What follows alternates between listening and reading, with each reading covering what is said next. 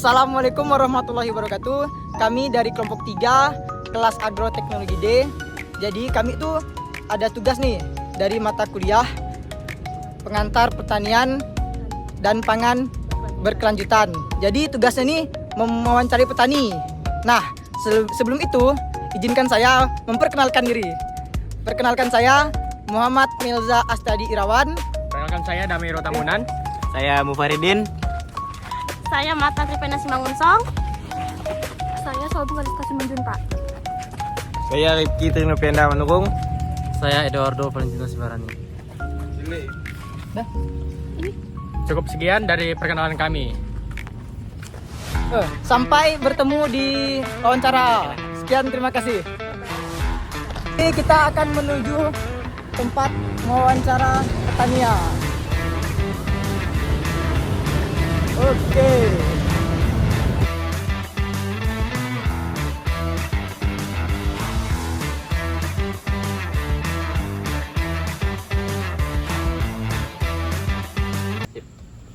Assalamualaikum warahmatullahi wabarakatuh. Jadi kita sudah bersama bapaknya, bersama bapak Sarial. Sarial. Jadi begini Pak, tujuan kami di sini untuk wawancara petani Pak. Iya. Kebetulan bapak petani bibit buah ya Pak ya. Iya, kami di tanaman buah-buahan.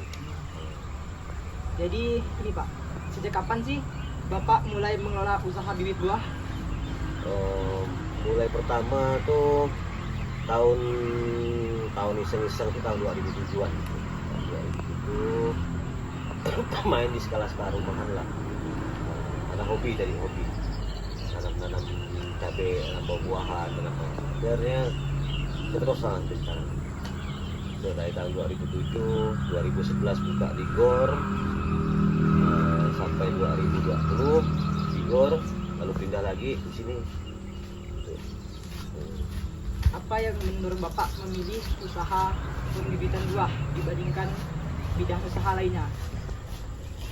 Pembibitan buah, karena kita ini kan dari kalangan petani kan, kita bingung mau usaha apa, modal nggak ada kan, awal-awal kan hanya modal tenaga kan, terus terang sih hobi petani kan.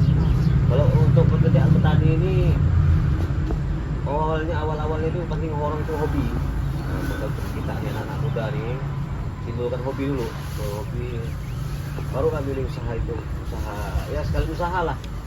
Nah, dari bikin bibit durian itu bisa berbuah, kita ada ilmu nyambung dan banyak macam perlakuan tanaman buah. Akhirnya gara hobi tadi dari buat 10 batang sampai 100 batang, bisa sampai 1000 batang gitu ya. Karena tergantung permintaannya ada terus. Jadi kita langsung continue terus lah, karena ada permintaan terus dari mana-mana gitu kan. Dari awalnya hobi dulu. Bagaimana cara perawatan pembibitan ini Pak? Dan pupuk apa yang lebih digunakan? Lebih sering menggunakan pupuk alami atau pupuk kimia? Kalau tanaman yang sifatnya bibit atau benih, ya paling pertama itu paling penggunaan pupuk dasar ya, pupuk kandang atau pupuk alami lah kan, pupuk cair. Nah kalau udah daunnya habis disambung ini kan, daunnya udah mulai kena belalang, kena hama, ya pasti main pestisida supaya daunnya aman lah kan. Nah ini contoh-contoh kita buat dikit gitu kan. Nah itu untuk pupuknya. Untuk perawatannya sih ya sama lah, kalau tanaman dalam polybag itu air jangan kurang, airnya harus ada terus airnya ya. Apa strategi Bapak dalam menghadapi perubahan iklim dan cuaca yang tidak menentu akhir-akhir ini, Pak?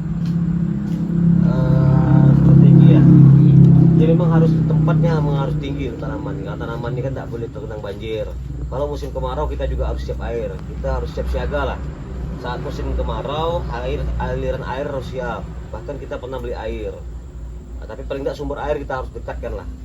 Nah, kalau untuk musim hujan, biasa tanaman itu berpengaruh pada akar jamur, banyak faktor penyakit lah. Nah, musim hujan pencegahan kita ya memang harus tempat kita yang tinggi, tadinya ditimbun dulu supaya tidak kena banjir, atau parit-paritnya kita rapikan biar airnya ngalir. Itu saat musim hujan. Paling main fungisida, nggak ngerti belum fungisida itu apa? Fungisida itu pestisida kan terbagi macam-macam jenis. Ada insektisida, fungisida, ada herbisida itu untuk punah rumput. Nah, fungisida itu untuk jamur. Nah, yang itu dulu dasar dulu yang harus kita kenal. Dengan unsur tanaman itu ada 3. Unsur tanaman itu nitrogen, fosfor, kalium. Nah, itulah yang harus kita tahu itu kadar-kadarnya. Biasanya kalau kalian punya kebun sawit kan harus tahu pembuahan di mana, batang di mana, daun di mana sumbernya. Nah, hujan juga mengalirkan nitrogen, maka daunnya akan kembang-kembang juga sering hujan. Cuman juga jamur seperti itu. Lagi kira-kira Bagaimana cara Bapak menangani jika ada masalah terkait bibit yang telah dibeli konsumen sebelumnya bagus, tetapi saat konsumen yang menanam terjadi masalah?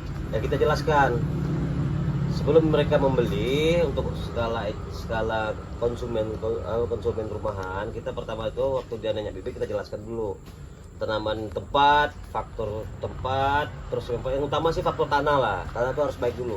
Jadi kita nyari tanaman ini sebenarnya sih harus menciptakan tanah yang baik dulu.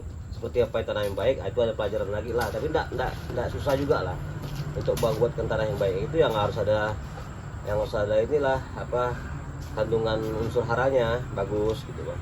Nah, kita apa sih nanti belajar unsur hara gimana di tanaman, baik di tanaman. Ya. Kalau pertanyaan selanjutnya dari saya, ini kan apa nih? Kalau boleh tahu, berapa luas lahan dan pekerja yang dibutuhkan untuk mengelola usaha Bapak ini? Tergantung dari jumlah bibit yang kita urus.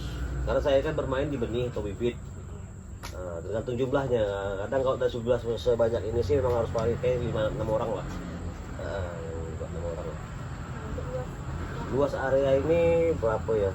Ini sekitar 50 kali 50. 50 kali 50 gitu lah. Ya. Panjang ke dalam 50, lebarnya 50 gitu.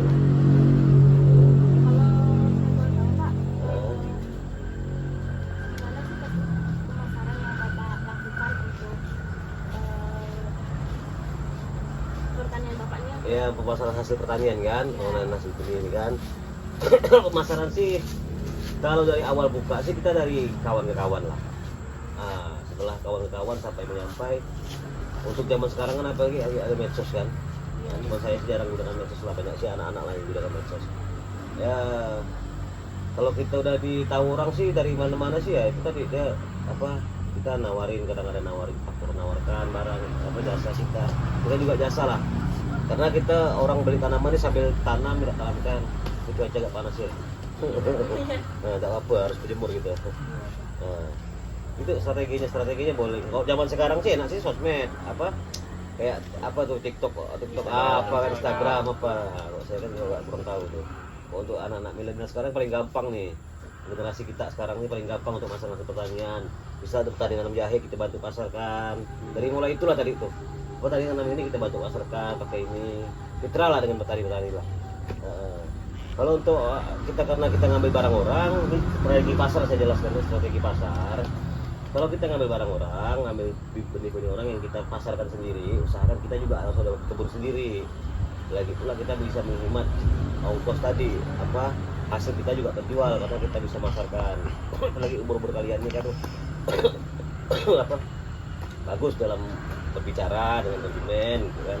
Tidak hanya di kita kuliah di pertanian hanya ngarepin kerja kantoran lah. Paling tidak wirausaha pun banyak yang diurusan pertanian itu banyak sekali lah. Kita tumpang apa ropang hidup dunia gitu lah pertanian tuh. Nah, banyak. Lihat orang-orang sawit sana bukan tak kaya. Nah, kan.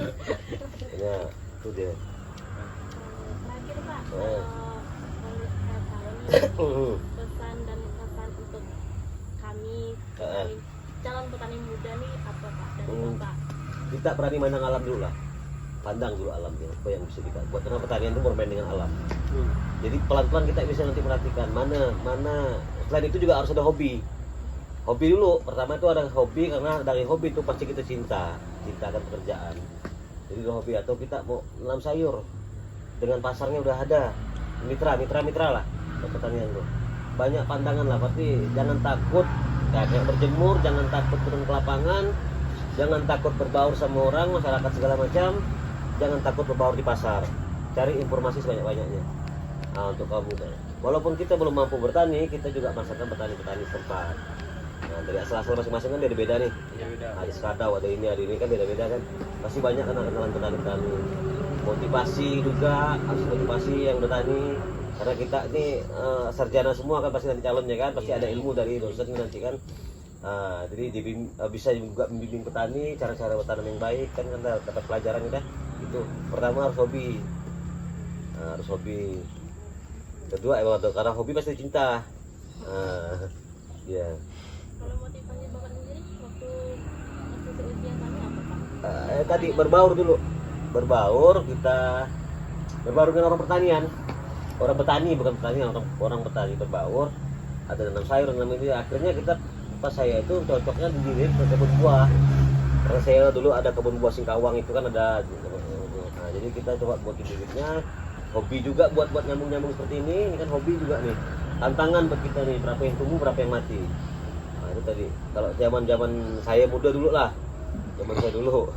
Nah, zaman sekarang ini kan gampang, media sosial banyak, gampang. Pokoknya kalau pesan saya untuk kalian generasi sekarang ini, ya jangan takut kotor. Nah, jangan malu, jangan takut kotor, karena petani itu besar sekali ini. Jangan kira petani itu kecil penghasilannya juga, dan petani juga besar penghasilannya. Cuman pandai-pandai kita meliriknya. Mau petani sedikit di mana? Karena petani ini luas. Ya. Pasti punya lahan berapa hektar kan di kampung masing-masing kan? Udah ada bisa numpang-numpang. Nanti. Dah itu aja.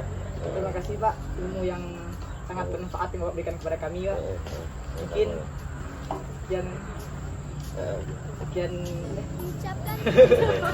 Makanya itu Iya. caranya Pak, dan sudah meluangkan waktu Ya, Bapak untuk kami. maaf ya udah nunggu lama ya. Dan kami juga minta maaf Pak karena sempat itu menunggu Bapak. Ya, siap lah ya.